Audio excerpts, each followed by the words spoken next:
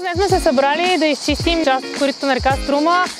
Чистиме труднодостъпни места и използваме случая способа с каяци и рафтове, за да достигнем такива места, но в организацията се използват бъжени техники. Идеята е да успеем да почистим места, които по принцип хората трудно биха достигнали.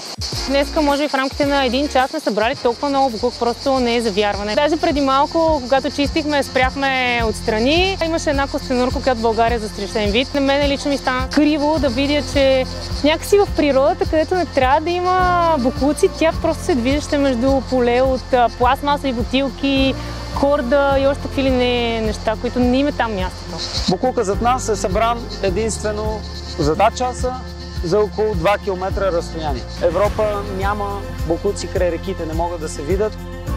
It's a really, really nice place, very beautiful nature with all the hills around and the river snaking around the valleys and all with the white waters.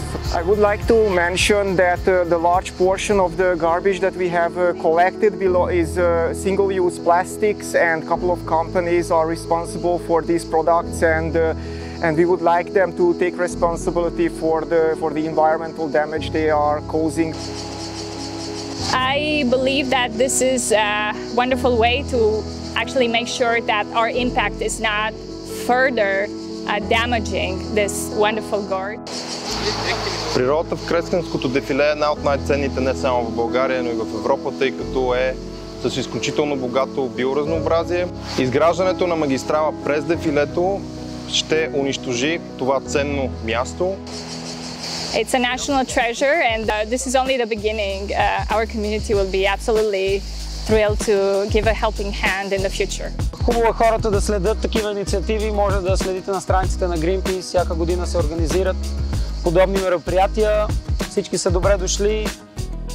Всеки месец правим срещи на доброволци, така че ако някой иска да стане доброволец към Greenpeace, може да ни намери в интернет пространството на нашата страница и да види кога се случват тези срещи, да заповяда на тях. Вратите на офиса ни са отворени.